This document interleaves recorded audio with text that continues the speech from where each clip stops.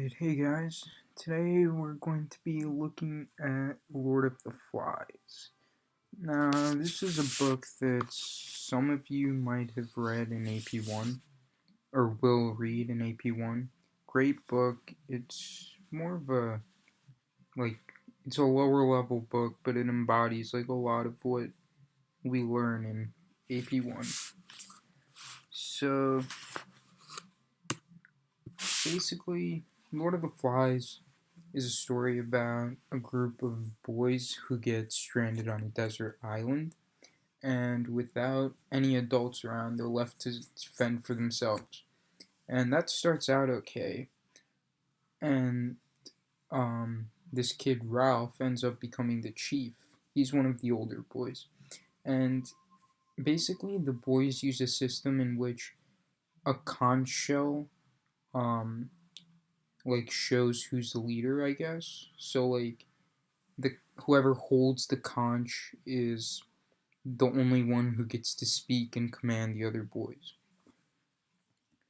So the trouble begins when they all begin to fear a sort of beast that's somewhere on the island, and then eventually they decide to build a really big signal fire using the glasses of a boy named Piggy.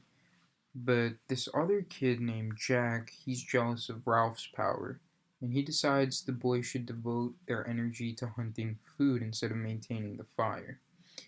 The longer they're on the island, the more savage he becomes, and our other key player, um, this kid named Simon, he's mostly on Ralph's side the whole time.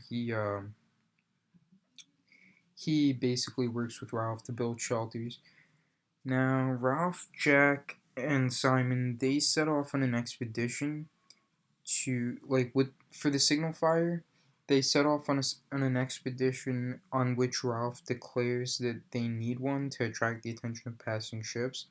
Now, this was really smart on his part, but they, at first, the boys, they're young boys, so they pay more attention to playing and having fun than actually maintaining the fire.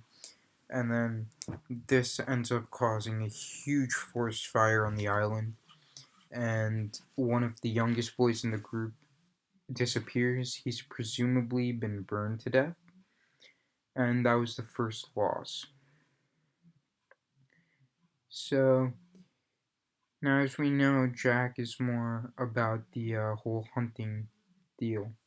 Now, Jack, the first pig they find on the island, the first wild pig they find, they fail to catch it, and Jack becomes increasingly preoccupied with the act of hunting.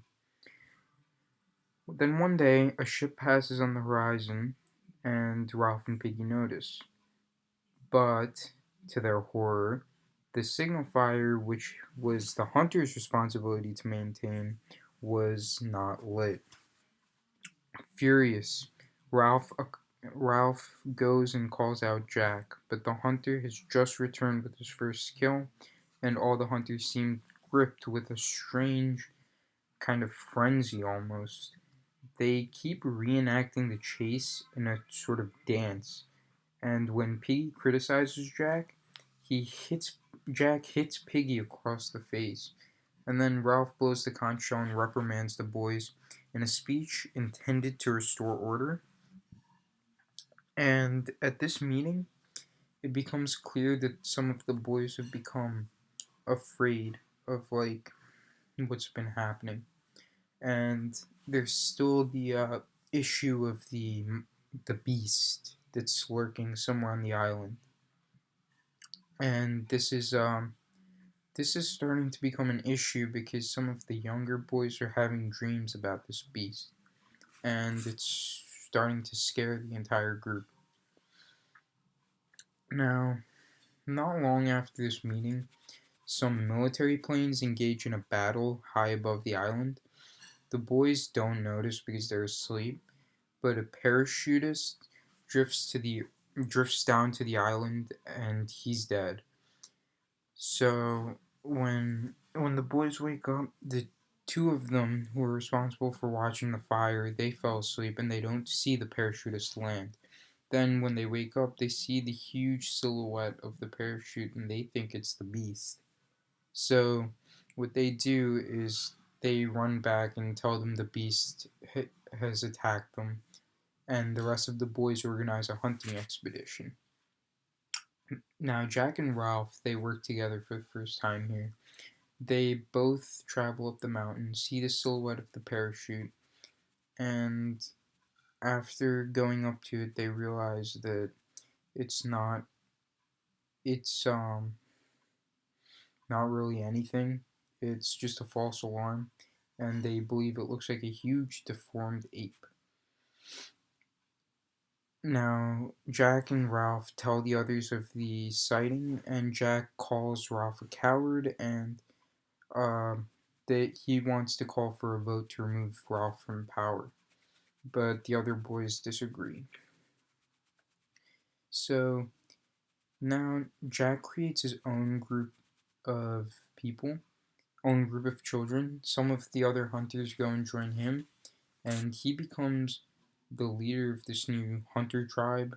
And he organizes a hunt and a violent ritual slaughter of a sow to solemnize the occasion. The hunters then decapitate the sow and place its head on a sharpened stake as an offering to the beast. Later, Simon, our old Simon, the other main character, he has a vision in which the head is speaking, and the voice says the the voice he imagines belongs to the Lord of the Flies, and he says that Simon will never escape him, for he exists within all men. Simon faints, and when he wakes up, he goes up to the mountain.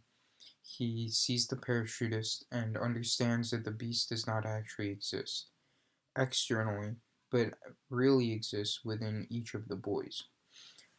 Now, this is our huge, philosophical moment in this story when Simon realizes this.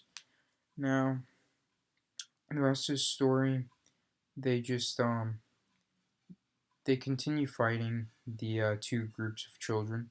They both continue fighting, and eventually the Ralph's group travels to Jack's group and joins him.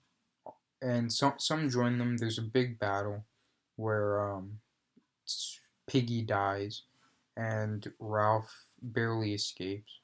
But then, when Ralph is hiding in the forest, Jack has the boys light the forest on fire, where he where he when the forest is lit on fire, Ralph runs out while the other boys run to kill him. But when Ralph um looks up from the beach, he sees a British naval officer standing over him. The officer's ship noticed the fire in the jungle, and the officer asks Ralph to explain. Ralph is overwhelmed that he is safe, but thinking about what happened on the island, he begins to weep, and the other boys begin to cry as well. And then the officer turns his back so that the boys may regain their composure. And that's pretty much the end of the story. That's just like a quick summary of what happened in Lord of the Flies. And basically, this this was a really good book. I thought, me personally, I thought it was one of the better books we read this year, and I think it's really useful to just know about because it's considered a classic and it's a really good book to write about if you're ever given an essay because it kind of embodies a lot of different themes. All right, so that's